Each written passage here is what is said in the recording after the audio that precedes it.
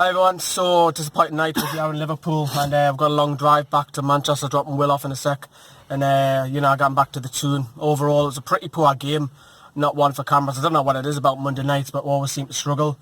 First half, we couldn't put 4 or 5 passes together, could we, Will? No, it was a bit dire. It hasn't been as good as the more recent results, but I'm disappointed about the game. I think the referee didn't help us. Awful. Yeah, but I think, again, as we were saying off camera, it's a timely reminder of the players that Everton have bought. Yes, they've had a bad season, but they have got the quality. There is quality in there. Rooney was quite good today, I thought. Walcott was getting through us and eventually got the goal. Tolson didn't really do much, but he was putting himself about. But last he got a couple of crosses in. There is much more investment in Everton that has been in our squad, and most of that is still the Championship squad, although they have come on another level and they have really impressed us recently. I think, you mentioned there for us, we're consolidated, and that was the main thing. And obviously we want to try and get that top 10, but for us to try and go into that next bracket in between, after Arsenal, probably that 6th and 9th, we still need to invest heavily. Rafa's working miracles, and you talk about some of them players you just mentioned, they'll probably easily walk into Newcastle's lineup. And for us in the summer, it's important that we invest, because we want to be now on level playing field with Everton. Do you think we're at that level if we can invest over the summer?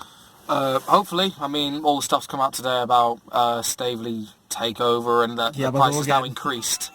And I don't know if I could take all that again, but I hope the club does get sold. I mean, if it's to her, I hope she invests. And if there is to be investment in the squad, it means that Rafa will stay. It means he'll stay long term. And with what he's done with the budget he's had is quite frankly amazing, because we've had smaller budgets than Burnley, than Bournemouth, than Huddersfield, than Brighton. We spent half the money they have net spend anyway.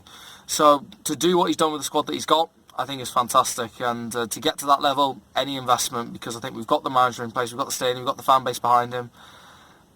It's all set. Just invest the money. I totally agree. And we'll mention a couple of players as well. I think Rafa's tactics as well. I think we're getting crosses in that second half, which was ideal for Soleimani, but he took them off for Gale, which I thought should have been the other way around.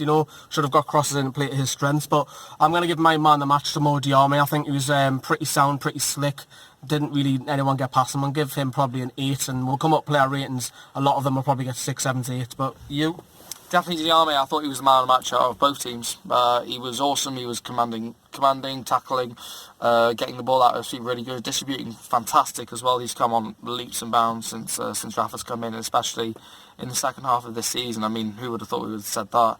But yeah, it's disappointing. But I'm not really too disheartened by that at all. I don't know about you. Nah, we'll just have to move on. It's one of them. It's the 1-0 defeat against Burnley earlier on the season when we all went to. That was awful, but I think we've been beaten fairly just by a slightly better team, and we want to be that in that next bracket. But let us know in the comments down there below. Cheers, bye.